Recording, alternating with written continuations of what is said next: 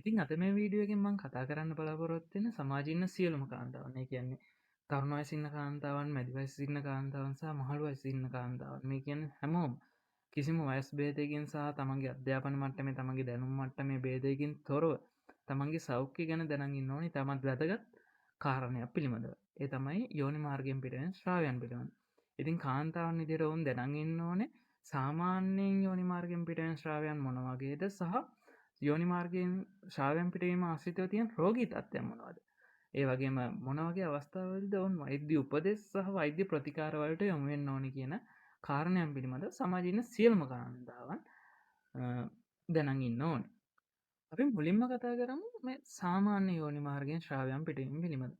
සාමාන්‍යයෙන් යෝනි මාර්ගයෙන් ශ්‍රාවයන් පිටවීම කියන එක මේ ලෝකේ ජීවත් වෙන සියලුම කාන්තාවන්ට පොදු ඔවුන්ගේ ශරීරයේ තියෙන ස්වභාවික ක්‍රියාවලිය. මේකෙදි වෙන්නේ සුදු පැහැයට හුරු කුඩා ගන්ධයක් සහිත හෝ කිසිම ගඳක් සුවඳක් නොමැති ශ්‍රාවයක් යෝනි මාර්ගයෙන් පිට වෙනවා. ඉතින් මේක අපි ශරීරයේ සාමාන්‍ය ස්වභාවික ක්‍රියාවලියක් විදිහට සිද්ධ වෙන දෙයක්. මේකෙදි වෙන්නේ ඒ යෝනි මාර්ගය පිරිසිදු කිරීම සහ ඒ යෝනි මාර්ගය ඉතා සෞඛ්‍ය සම්පන්නව පවත්වා ගැනීමට උපකාරී වීමක් තමයි සිද්ධ වෙන්නේ. ඉතින් මේකෙදි මේ යෝනි මාර්ගයේ ශ්‍රාවයන් කියන එක යෝනි මාර්ගය ආශ්‍රිත කැසීමකට එහෙම නැත්නම් යෝනි මාර්ගය ආශ්‍රිත දැවිල්ලකට හෝ මූත්‍ර ආසාදන තත්ත්වයන් වගේ එහෙම කිසිම දෙයකට බලපෑමක් වෙන්නේ නැහැ.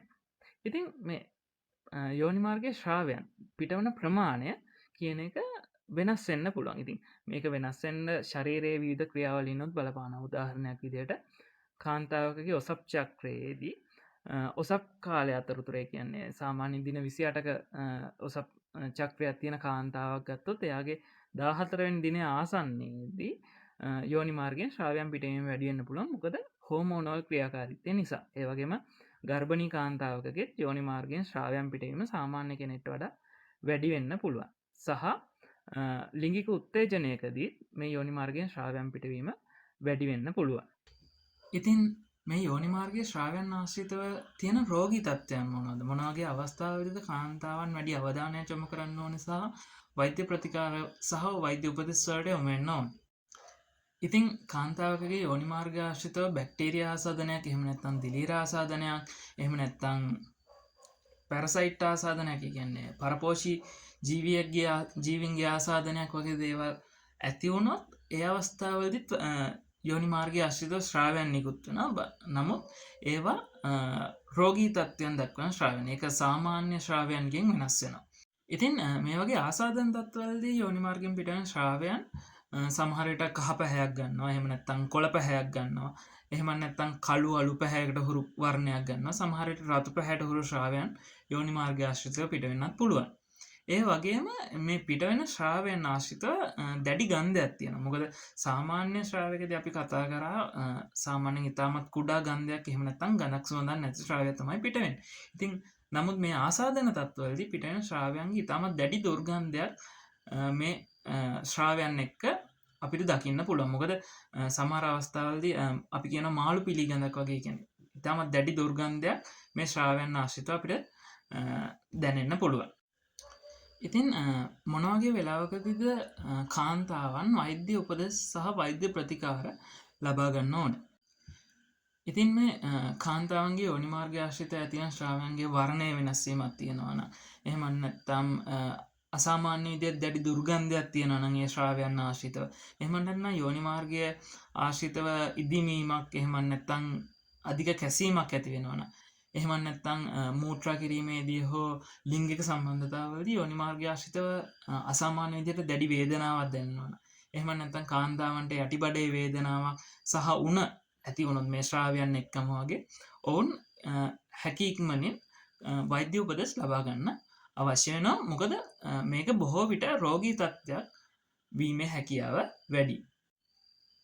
ඉතින් ඒ අපි කතා කරපු රෝග ලක්ෂණ නිරීක්ෂණය වුණොත් හැකි ඉක්මනින් වෛද්‍ය උපදෙස් ලබා ගැනීම තුළින් ඒ රෝගී තත්ත්වයන් තවදුරටත් උස්සන් වීම අපිට නවත්ත ගන්න පුළුවන්. සමහර රෝගී තත්ත්වයන් ඇතිවීමත් අපිට ඉතා ඉක්මනින් නවත්ත ගැනීම හැකියාව තියෙනවා. ඉතින් මේ ආසාදන තත්ත්ව වළක්වා ගන්න ඉතින් මේ යෝනි මාර්ගය ආශ්‍රිතව ඇතිවෙන ආසාදන් තත්ත්ව වළක්ව ගන්න පුළුවන් ප්‍රධානම් පියවර තමයි යෝනි මාර්ගය පිරිසිදුව තබා ගන්න එක. ඉතින් වෛද්‍යවරු නිර්දේශ කරන්නේ පුළුවන් තරම් යෝනි මාර්ගය පිරිසිදු කිරීමේදී සාමාන්‍ය ජලය භාවිතා කරන්න කියලා, අඩුම තරමේ සබන්වත් භාවිතා කරන්න එපා කියලා නිර්දේශ කරනවා. මොකද ඒ සබන් නිසා සමහර වෙලාවට ඒ යෝනි මාර්ගය ආශ්‍රිතව සමහර බැක්ටීරියා වර්ධනය වීම සහ විවිධ ආසාදන තත්ත්ව ඇතිවීමට සබන් වර්ග භාවිතා කිරීමම හේතුවෙන්න පුළුවන් නිසා. ඒ වගේම යෝනි මාර්ගය පිරිසිදු කිරීමේදී කාන්තාවන් සැලකිලිමත් වෙන්න ඕන. ඉදිරිපස සිට පිටුපසට යෝනි මාර්ගය පිරිසිදු කරන්න. ඒ කියන්නේ ගුද මාර්ගය දෙසට යෝනි මාර්ගය පිරිසිදු කරන්න ඕන. ඉතින් මෙහෙම පිරිසිදු කරන්න කියලා කියන්නේ මොකද අනිත් පැත්තට පිරිසිදු කරොත් මේ ගුද මාර්ගය ආශ්‍රිතව තියෙන බැක්ටීරියා වගේ දේවල් යෝනි මාර්ගය දෙසට ගමන් කිරීමට හැකියාව තියෙනවා. ඉතින් එහෙම ගමන් කරොත් ඉතාමත් ඉක්මනින් ඒ යෝනි මාර්ගය ආශ්‍රිතව බැක්ටීරියා ආසාදන වගේ දේවල් ඇතිවීමේ ප්‍රවණතාව වැඩි. ඒ වගේම මේ යෝනි මාර්ගය ආශ්‍රිතව ඉතාමත් වියලියව තබා ගන්න ඕනේ. නිතරම තෙතමනය සහිත පරිසරයක් යෝනි මාර්ගය ආශ්‍රිතව තිබ්බොත් ඒක ගොඩක් උපකාරී වෙනවා බැක්ටීරියා, දිලීර සහ අනිත් පරපෝෂී ජීවීන්ට ඒ ආශ්‍රිතව වර්ධනය. ඉතින් හොඳම දේ තමයි ඒ ආශ්‍රිතව නිතරම පිරිසිදුව සහ වියලිව තබා ගැනීම. ඉතින් මං හිතනවා මේ වීඩියෝ එක සමාජ ජීවිතන කාන්තාවන්ට ඉතාමත් වැදගත් වීඩියෝ එකක් වෙයි කියලා. ඉතින් ඔයත් හිතනවා නම් මේ වීඩියෝ එක වැදගත් වීඩියෝ එකක් කියලා. ඉතින් ඔයාගේ යාළුවොත් රෂයා කරගන්න මේ වීඩියෝ එක. ඉතින් මේ වගේම තවත් වැදගත් සෞඛ්‍ය කාරණයක් ගැන කතා කරන්න තවත් වීඩියෝ එකකින් හම්බෙමු. එතකන් ඔයාලා හැමෝටම good bye.